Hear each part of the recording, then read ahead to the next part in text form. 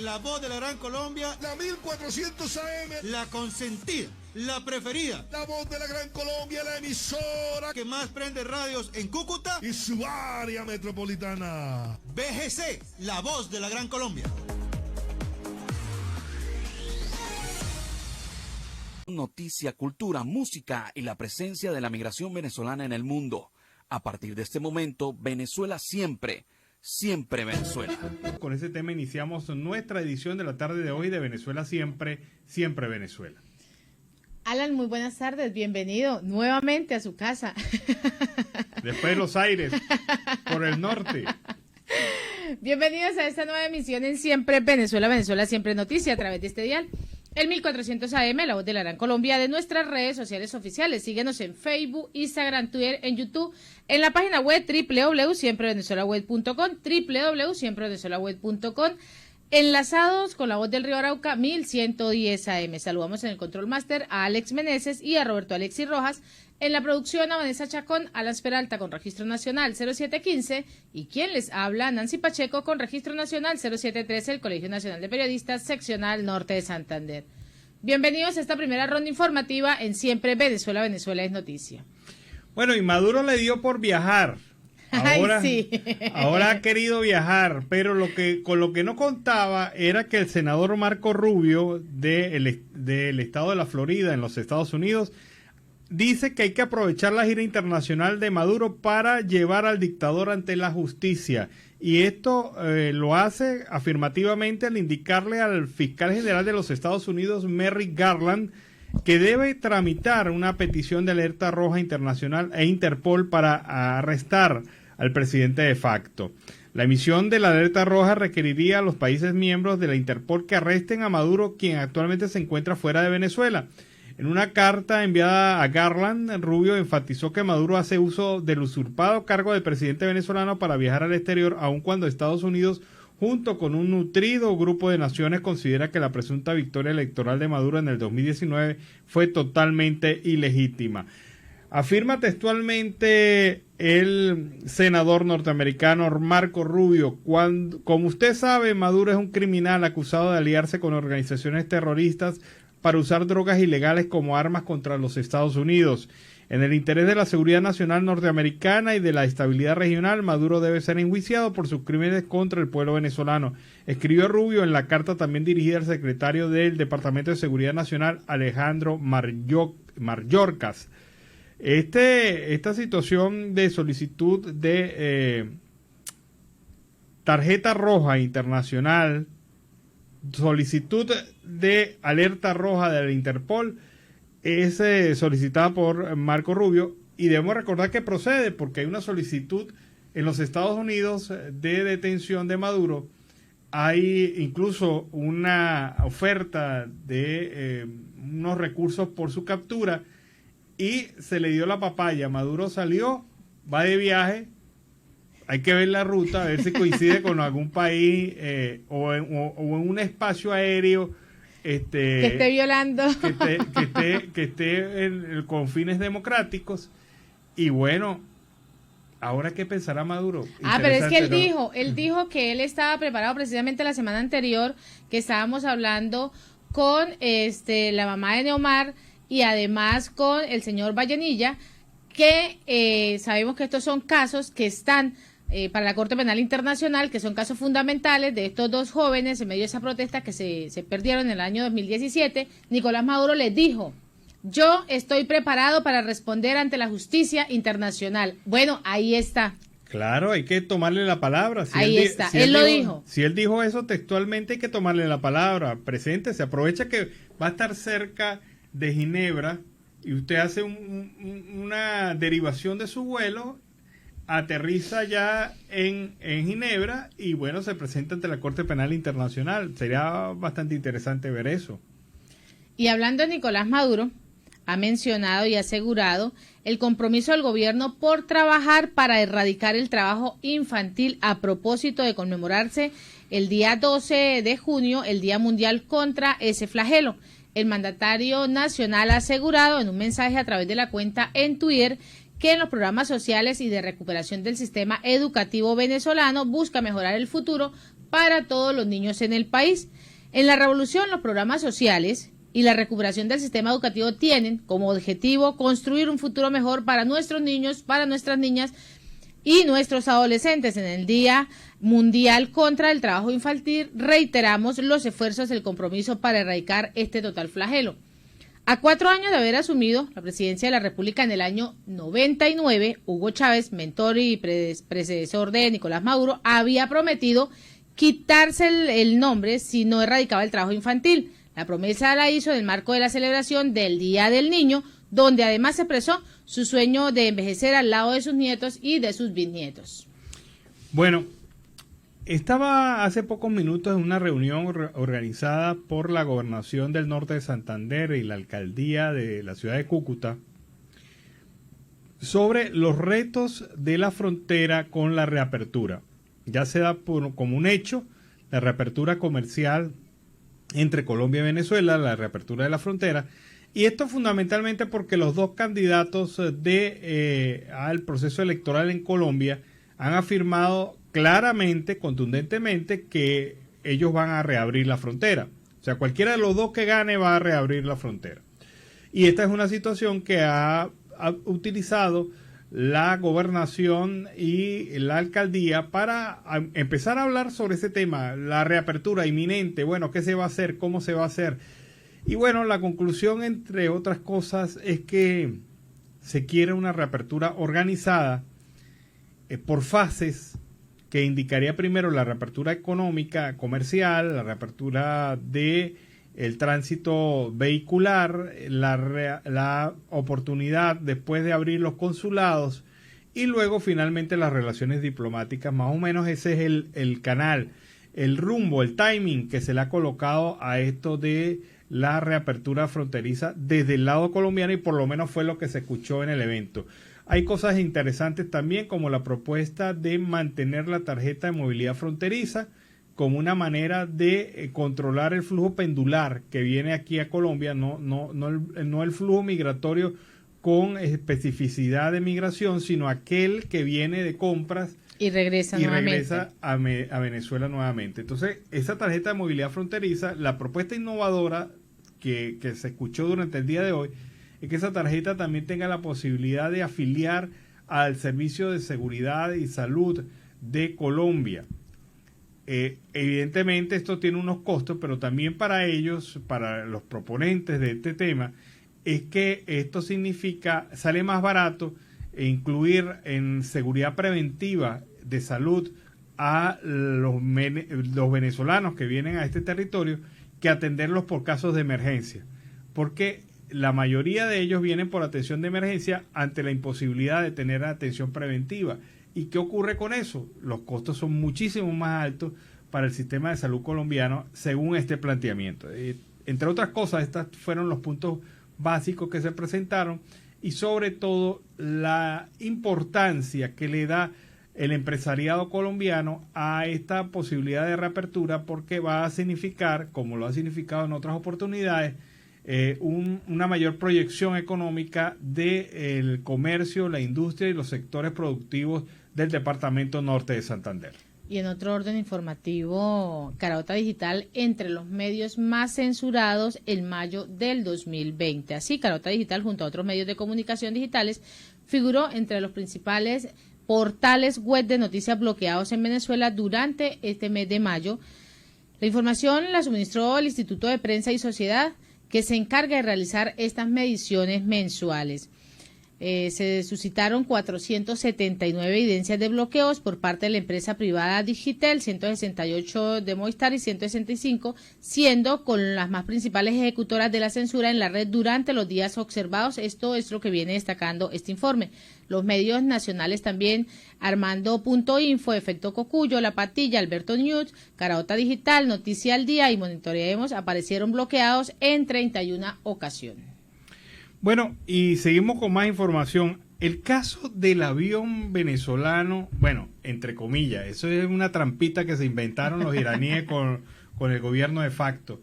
Ese avión que aterrizó en Argentina, pues tiene también sus variables, según el diario El Clarín, sus elementos de fondo, sus historias conexas. Para agregar más sospechas a la saga del avión venezolano iraní retenido en Ezeiza, lo afirma el diario El Clarín, Estela Lugo Betancourt, la que fue encargada de negocios de la administración de Maduro ante Argentina y que ya fue reconocida como embajadora para normalizar las relaciones diplomáticas, fue una de las funcionarias que impulsó el acuerdo del régimen chavista con la empresa Mahan Air. O sea, ella era interesada de que Mahan Air entregara aviones a Venezuela, los colocaban con bandera venezolana y los lanzaban por el mundo burlándose de las sanciones de los Estados Unidos. El avión llegó a Argentina 3 semanas después de su designación como embajadora en Buenos Aires y 20 días antes del que el polémico avión venezolano matrícula YB 3530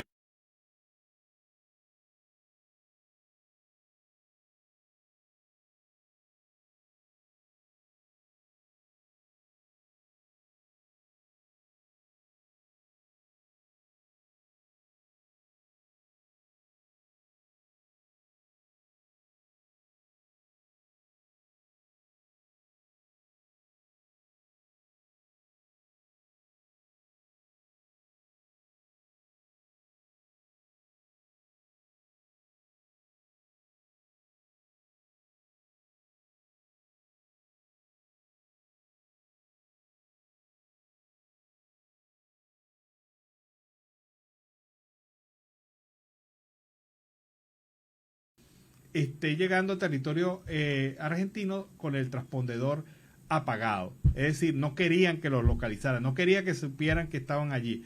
Y lleno de funcionarios iraníes y de funcionarios venezolanos, un avión que funciona bien con 8 personas, cargaba 17 personas. O sea, ¿qué es lo que está ocurriendo allí? Preguntan los investigadores argentinos y los norteamericanos también, que son, por cierto, los más interesados en esto. Bueno, y Volkswagen negó el vínculo que existe entre ese avión venezolano y el avión iraní que está retenido en Argentina. Pues la compañía Volkswagen negó este vínculo que existe, que aparentemente lo están relacionando con esta empresa, y además ellos le dicen que presuntamente esto era solo transporte, que estaban transportando ahí autopartes para fábrica de automotriz, que ellos no tienen absolutamente nada que ver. Sí, pero es que el problema es ese, hermano, que tú puedes decir que transportaba, no sé, material de la Cruz Roja Internacional, pero si tienes apagado el transportador es porque no quieres que te localicen en el aire. Y eso genera múltiples sospechas de qué estaba haciendo ese avión y por qué esa ruta hacia Argentina. Bueno, el que sí tiene mucho que hablar es Juan Guaidó, que fue muy maltratado, muy golpeado por personas vinculadas al chavismo en su gira este fin de semana al estado Cogede, a San Carlos. Vamos a escuchar las primeras declaraciones de Guaidó sobre este tema, en donde ratifica su defensa por la democracia. El miedo lo tienen ustedes. Nosotros vamos a seguir en la calle. Nosotros vamos a seguir y retomar y seguir en los espacios que nos hicieron mayoría, que nos hacen mayoría en este momento en Venezuela. Lo que debe predominar en Venezuela es la armonía, es la paz, es recuperar a la familia, es reunificar a esos chamos que estaban hoy en el barrio, precisamente retazos, lejos de sus padres, muchos de ellos en el exilio, muchos de ellos como están ustedes en otros países, buscando ayudar a sus abuelas, a sus papás, a sus padres, a sus tíos aquí en Venezuela. Ese es el objetivo, que se reúnan esos chamos otra vez con su familia, que se reúnan nuevamente con su gente. No nos van a sacar de las calles, seguiremos recorriendo el país, seguiremos dando la cara con nuestra gente, vamos a honrar nuestro compromiso de lograr esa elección libre y justa, esa que nos deben, esa que tú, Maduro, te ocultaste, porque precisamente no le puedes dar la cara a la gente en las calles de Venezuela. Los que se ocultan son ellos, porque ahí está Guaidó dando la cara y no es la primera vez que lo agrede. Para muchas personas que dicen que Guaidó no ha hecho nada, bueno, ahí está, defendiendo la democracia y defendiendo los valores democráticos de Venezuela. Y ante eso también se pronunció Canadá, ante esta agresión. El equipo de prensa se ha venido manifestando. El gobierno de Canadá condenó la agresión sufrida al presidente encargado de Venezuela, Juan Guaidó, por parte de ese grupo de personas que lo increparon durante la visita al estado Cojedes. La embajada de Canadá a través de la cuenta en Twitter muestra su gran preocupación por este ataque como líder opositor y que participan destacados dirigentes chavistas, entre ellas la ex candidata del PSUV, Nosli Rodríguez. Bueno, se ha presentado el primer caso de la viruela del mono en Venezuela y esto tiene preocupado a las autoridades de salud porque evidentemente es una enfermedad que, como todas las enfermedades que llegan a Venezuela, nada está preparado, nada está adelantado para vencerlo. La cartera de Sanidad venezolana indicó que ante la sospecha el paciente sobre el que no se ofrecieron más datos fue aislado de manera inmediata. Proveniente de España, a través del Aeropuerto Internacional Simón Bolívar, llegó esta persona y fue detectada. El paciente ingresó proveniente de Madrid, tuvo contacto con 2 contagiados en la ciudad de Barcelona y en España y ha traído la enfermedad hasta el territorio venezolano. Fue aislado, evidentemente, y el Ministerio de Salud ha afirmado que está investigando la cadena de contagio de este caso a fin de establecer un cerco epidemiológico. Hay una cosa, de verdad, con la gracia y el humor del periodista Pedro Pablo Peñalosa, ante la advertencia de la presencia del virus del mono en Venezuela, Pedro Pablo Peñalosa, el periodista venezolano, ha dicho que no hay que preocuparse porque el ministerio ha aclarado: los trabajadores de la administración pública están inmunizados porque ya han sobrevivido al enorme mono que les debe el gobierno. Y los enchufados también, porque ellos dicen que por la plata baila el mono. Así que Pedro Pablo Peñalosa ha hecho un particular análisis de este anuncio del Ministerio de Salud de Venezuela. Vámonos a la pausa comercial y musical, ya regresamos. Bueno, bonito este tema, suena una bachatica sabrosa, romantiqueo, como dicen ahora los panas de la música. Una oportunidad, Chino y Nacho, con ese tema iniciamos el segundo segmento de Venezuela Siempre, Siempre Venezuela en la tarde de hoy. ¿Y Venezuela se arregló? Es uno de los interrogantes que se viene mencionando durante los últimos días. Esta es una frase que viene circulando en las diferentes redes sociales. Muchos la pronuncian con una fuerte carga de ironía, mientras que otros ven en ella el reflejo del cambio que está ocurriendo en los últimos años y que apunta a mejoras en algunos de los graves problemas económicos, sociales y políticos que se han presentado en el país durante los últimos años. Algunos usuarios atribuyen esa frase a una supuesta estrategia de este gobierno de Nicolás Maduro para proyectar una imagen más favorable. El mandatario venezolano, sin embargo, no ha dado suya esa afirmación, aunque así ha querido ganar mérito por esta frase más reciente en el país. Venezuela hoy puede decir que nos merecemos el Premio Nobel de la Economía porque hemos echado para adelante, solitos, humildemente solitos, así de medios locales. Luis Vicente León, quien es el presidente de Consultora de Data Análisis.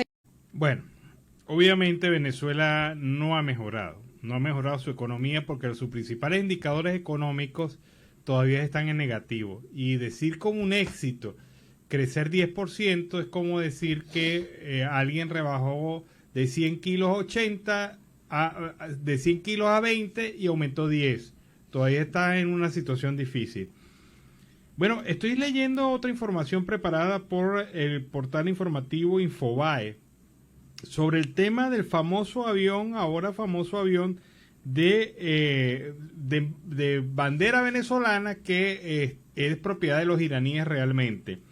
Este avión de la empresa Entrasur realizó un sospechoso vuelo el 13 de mayo entre Paraguay y Aruba, señalando que transportaba cigarrillos. Sí, cigarrillos, una muy buena estrategia. Fuman mucho en Aruba, ¿no? Fuman demasiado. Yo creo que las autoridades de salud deberían preocuparse, porque el cargamento estaba evaluado en $750,000, una muy buena cantidad de cigarros.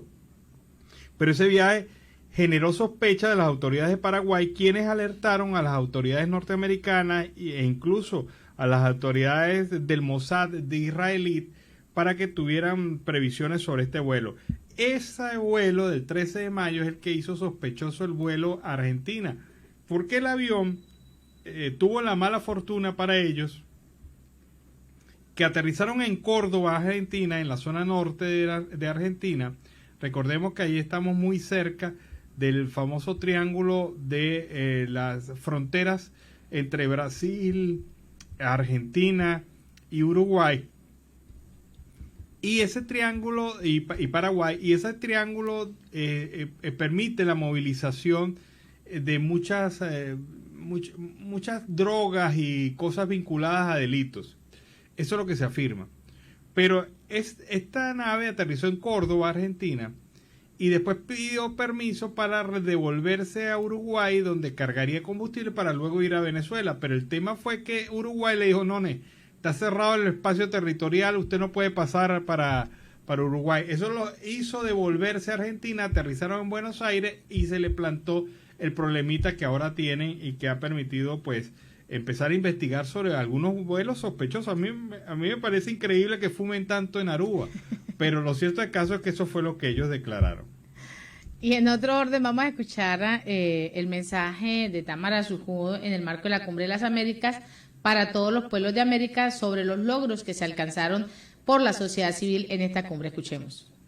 Terminó la tan esperada Cumbre de las Américas. La sociedad civil estuvo presente, sobre todo aquellos de Nicaragua, Cuba y Venezuela, que sí estuvimos en la Cumbre de las Américas, más no los representantes de las tiranías y de las dictaduras.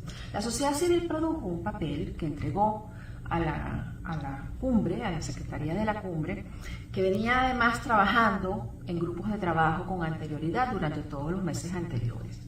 En ese papel es bueno resaltar que los miembros de la sociedad civil presentes en la cumbre condenamos las dictaduras de Nicaragua, Cuba y Venezuela, y además exhortamos a los estados a condenar las dictaduras y tomar las siguientes acciones para promover el derecho a la democracia de los pueblos de Américas. Entre estas acciones están, por ejemplo, eliminar todas las formas de violencia política y la inmediata liberación de todas las personas privadas de libertad por razones políticas en todos los países, libertad para todos los presos políticos. También pedimos garantizar el derecho de los pueblos, de las comunidades indígenas, rurales y afrodescendientes, el acceso a la tierra del territorio, a un ambiente sano y equilibrado, así como el derecho a la libre determinación.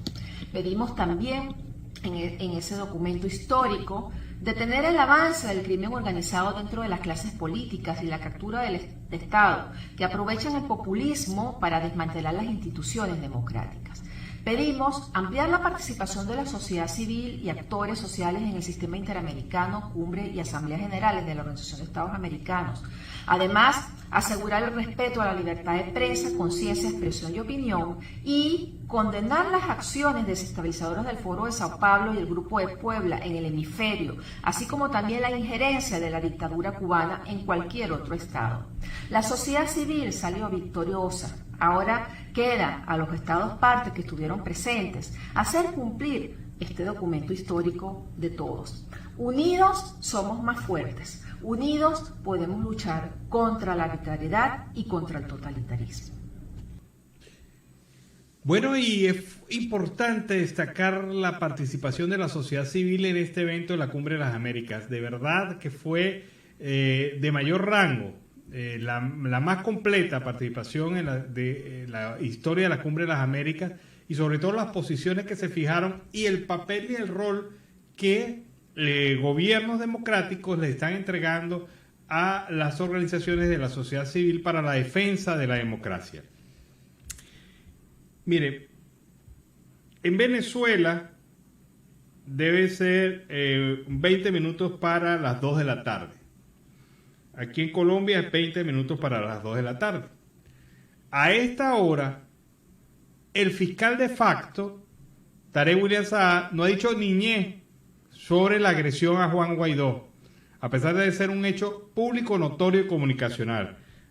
A Guaidó le dieron un golpe en la frente, otro en el mentón, en la nariz, en las costillas, tiene una mano lesionada, una escolta tiene un roce de bala en su brazo. La dueña del local tiene contusión craneal.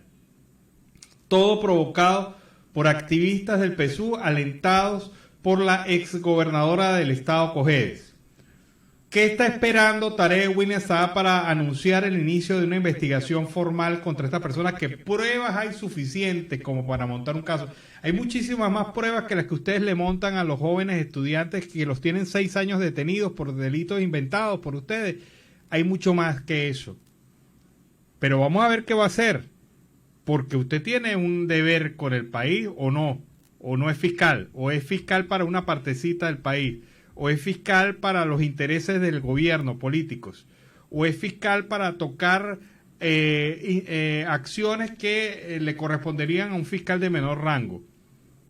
Vamos a esperar. Todavía ya 18 minutos para la 1 de la tarde en Colombia, 18 minutos para las 2 de la tarde en Venezuela, y todavía el fiscal de facto no ha dicho ni ñe sobre el tema Juan Guaidó. Con ese reporte nos vamos a la pausa comercial y musical del momento, y a regreso seguimos acá en Venezuela siempre, siempre Venezuela. Bueno, el bellísimo tema Venezuela, esta vez interpretado por Chucho Avellanet y la rondalla venezolana. Un tema que nos permite iniciar así la segunda hora del programa Venezuela siempre, siempre Venezuela en la tarde de hoy. Seguimos en Siempre Venezuela, Venezuela es noticia a través de este dial, el 1400 AM, la voz de la Gran Colombia, de nuestras redes sociales oficiales, enlazados con la voz del Río Arauca 1110 AM, y en esta segunda hora se incorpora Radio Delfín 1060 AM. Saludamos en el control máster al señor Víctor Márquez y a Robinson Cárdenas, a nuestro corresponsal Carlos Uzcategui Elmura y a toda esa amable audiencia que está ahí pegadita. Continuamos con más información. Bueno, siguen saliendo informaciones sobre el bendito avión iraní que lo disfrazaron con la bandera venezolana porque supuestamente era venezolano.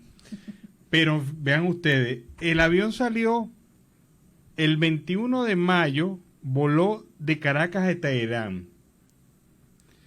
3 días después voló desde Irán hasta la costa sur del Mar Caspio. El 25 de mayo aterrizó en Moscú. Luego regresó a Irán y voló a Belgrado. El 4 de junio viajó a México, de allí a Córdoba, y pasó lo que pasó en Argentina.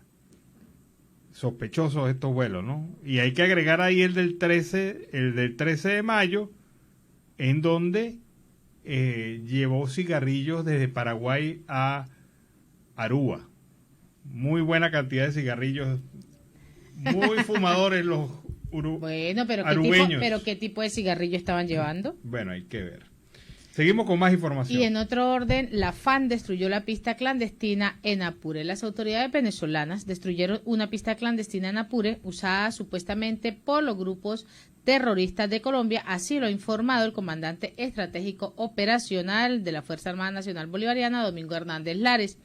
En labores de patrullaje en el estado Apure, FAN detecta pista clandestina y un vehículo de apoyo con combustible de avión, así como explosivos usados de soporte por los grupos Tancol en nuestro territorio, es lo que ha mencionado el funcionario militar en un mensaje que ha publicado a través de la cuenta en Twitter. Tancol, ya lo sabemos que es ese acrónimo inventado por el gobierno venezolano que no le hace referencia a ninguna banda en específico. Con este nombre, pues los funcionarios chavistas se refieren a los terroristas armados narcotraficantes colombianos. Así lo viene mencionando Hernández Lares, acompañado de la información de varias fotografías de los hallazgos, así como de videos, el que mostró la destrucción de la estructura encontrada. No habrá estructura de soporte al narcotráfico en nuestro territorio nacional, es lo que ha reiterado este militar. Bueno, pero ya va, pero insistimos en lo mismo. Destruyeron una pista. ¿Cuántos detenidos hay? ¿Dónde están los detenidos? ¿Hasta qué autoridad lo presentaron? ¿Quiénes son? Si los hay. Pero no hay ninguno. O sea... siguen siendo puros bla, bla, bla, puros opuestos, pero no existe más nada. Acciones fantasmas, porque nunca hay un detenido. Destruyen avionetas, no hay detenido. Incautan droga, no hay detenido. Hacen acciones en pistas de aterrizaje, no hay detenidos. Eso es lo que hace dudar de la credibilidad de la acción de la Fuerza Armada Nacional Bolivariana y su supuesta lucha contra el narcotráfico. Una lucha que es de cartón, porque la verdad verdadera es que hasta ahora no ha fructificado ninguna acción en donde se denuncie y se señale claramente a unos detenidos en operación militar.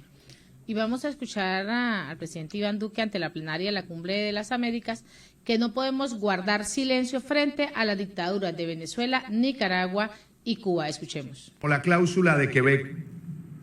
Una cláusula que dice de manera elocuente que cualquier alteración o ruptura inconstitucional del orden democrático en un estado del hemisferio constituye un obstáculo inseparable para la participación en el sistema de cumbres. Eso quiere decir que aquí no hay exclusiones ideológicas.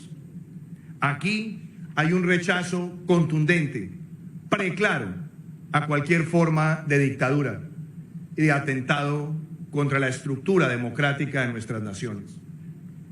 No caigamos en las falsas narrativas, presidentes y primeros ministros. Nuestra región no se divide entre izquierda y derecha, ni entre progresistas y conservadores.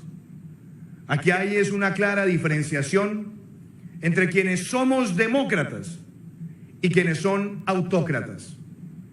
Aquí hay una clara diferencia entre quienes creemos que en democracia se ventilan las diferencias al sentir de las mayorías en las elecciones y no la imposición violenta y arbitraria de un querer frente a la población. Por eso tenemos que defender la democracia en todo momento y tenemos que defenderla de los autócratas que se nutren de la P del populismo, de la P de la polarización, de la P de la posverdad, para fracturar los pueblos. Hoy más que nunca tenemos que defender ese principio inequívoco de que la democracia, como lo dice esa Carta Interamericana, es un derecho. Por eso no podemos guardar silencio frente a la dictadura que agobia a Venezuela, o la que agobia a Nicaragua, o la que ha agobiado al pueblo cubano. Ser indiferente a estos fenómenos es ser indiferente al dolor de los pueblos. Y por eso, como lo decía Martin Luther King, el silencio nos hace cómplices y nunca podremos guardar silencio ante tanta ignominia. Bueno, fue la importante participación del presidente Duque de Colombia en la Cumbre de las Américas. Con este reporte nos vamos a la pausa comercial y musical del momento y al regreso seguimos acá en Venezuela Siempre, Siempre Venezuela. Bueno, así se llama el tema Me Caso Contigo de Felipe Peláez. Con ese tema iniciamos el último segmento de Venezuela Siempre, Siempre Venezuela en este horario meridiano. Lo hacemos con más información. Y las precipitaciones en las últimas 48 horas han afectado la vialidad en al menos 6 estados de Venezuela, especialmente en una localidad del estado Mérida Oeste, donde se desbordaron 4 ríos y 60 familias perdieron sus enseres. Esto es lo que han informado las diferentes autoridades gubernamentales. El alcalde del municipio, Obispo Ramos de Lora, Enrique Guillén, ha informado a través de las diferentes redes sociales de los daños en su jurisdicción y compartió diversas imágenes que dan cuenta de viviendas y carreteras totalmente enlodadas por el deslave, así como infraestructuras totalmente inundadas. Por su parte, el gobernador de esa entidad federal, Jason Guzmán, ha indicado a través de Instagram que el mal tiempo en esta zona, donde las afectaciones son la magnitud superior, pues han dejado víctimas, no han dejado víctimas mortales, pero sí 3 viviendas con pérdida total y numerosos árboles caídos, lo que tienen los caminos totalmente cerrados en varios puntos del estado. Bueno, vean ustedes la situación. Mérida está topográficamente por encima del estado Zulia, de la costa de la costa del lago de Maracaibo, de todo lo que es la zona sur del lago. Como está lloviendo en la zona alta, se incrementan los caudales que vienen a caer en la zona de la costa oriental del lago de Maracaibo y también en la zona sur del lago de Maracaibo en general.